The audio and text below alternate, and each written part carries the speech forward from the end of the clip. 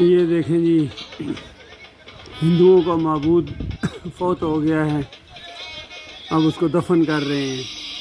یہ ہیں جھوٹے معبود۔ ہندوؤں کا معبود فوت ہوا ہے اور اس کو یہ دفن کر رہے ہیں سجا کے، کس ماحول کے اندر، ڈول ڈمکے کے ساتھ۔ یہ جانوروں کے جانور، یہ ہیں اپنے کفر کے اوپر گواہ۔ اللہ تعالیٰ کیسے کیسے منظر ان کو دکھاتا ہے، لیکن انسانوں کی آنکھیں نہیں کھلتی ہیں۔ مسلمانوں کا بھی یہی حال ہے، اپنے ہاتھوں سے دفن کرتے ہیں اور اس کے بعد ان کو سنگ مرمر کے پتھر لگا کر پھر وہاں چادریں چڑھاتے ہیں، پوجا کرتے ہیں۔ بابا جی زندہ ہیں، جو تھوڑی دیر پہلے بابا جی اپنے ہاتھوں سے دفن کیے تھے، اب وہ مشکل کشا اور حاجت روا بن گئے، داتا بن گئے، دستگیر بن گئے، غوث الاعظم بن گئے۔ یہ دیکھو، یہ ہندوؤں کا کتنا کتنا حقیر دین ہے ان کا، جن کے معبود اتنے کمزور ہیں، وہ خود کتنے کمزور ہوں گے۔ اللہ کی بات سچی ہے، جو طالب والمطلوب، جن سے مدد مانگی جا رہی ہے، جو ان کے معبود ہیں، وہ اتنے کمزور ہیں کہ 4 ٹانگیں الٹی کر کے ان کو جناب کرین سے اٹھا کے گڑھے کے اندر ڈال رہے ہیں۔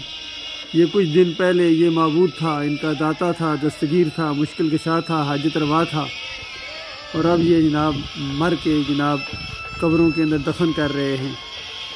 تو کوئی فرق نہیں آج کے ہندوؤں میں اور مسلمانوں میں۔ یہ جو خاص کر قبر پرست ہیں، گنبد بنانے والے، ڈول ڈمکے چلانے والے، چمٹے بجانے والے، عرس اور میلے کرنے والے، یہ ذلت اور خواری جو آج مسلمانوں کے اوپر پوری دنیا میں ہے اور اللہ کے عذاب کا کوڑا انسانیت کے اوپر برس رہا ہے، وہ اسی بے شرمی کی وجہ سے، اسی شرک کی وجہ سے، اسی کفر کی وجہ سے، اسی بے وفائی کی وجہ سے جنہوں نے اپنے مالک اور خالق کے ساتھ کی ہے۔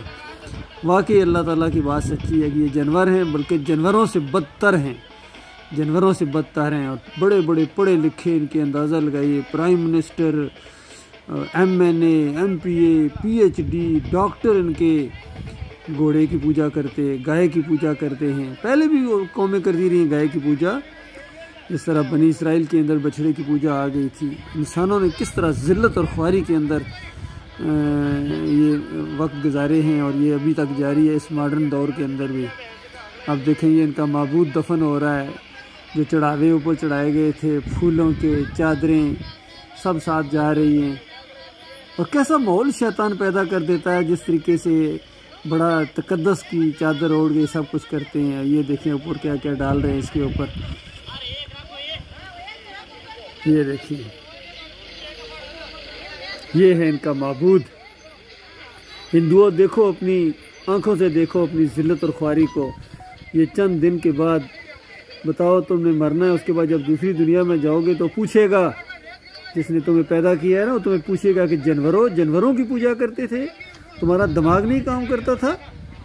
یہ اللہ تعالیٰ نے خچر بنائے ہیں، تمہاری خدمت کے لیے بنائے تھے، گھوڑے بنائے ہیں، بکریاں بنائی ہیں، گائے بنائی ہے، بھینس بنائی ہے، تمہاری خدمت کے لیے تھی۔ کسی کا گوشت کھاؤ، کسی کا دودھ پیو، اور اپنے مالک اور خالق کو یاد کرو، اس کا شکریہ ادا کرو۔ تم نے ان کی پوجا کرنا شروع کر دی۔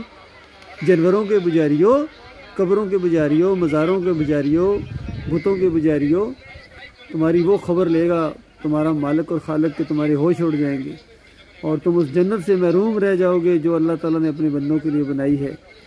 اللہ تعالیٰ نے کتنا زبردست انتظام کر کے رکھا تھا، اور صرف اتنا مطالبہ کیا تھا کہ صرف میرے رہنا، صرف مجھے۔ ابھی دیکھیے، سارے جتنے یہ ہندو ہیں، دوسرے سکھ بھی ہیں، سارے کہتے ہیں اوپر والا، اوپر والا، اوپر والے کو پکارو نا، اوپر والے کی بندگی کرو نا، یہ گائے اوپر والا ہے۔ تو اسی طرح مسلمان بھی کئی دفعہ کہتے ہیں اوپر والا، چھتری والا، یا کیا نام ہے، نیلے چھت والا، اس طرح کے الفاظ بولتے ہیں۔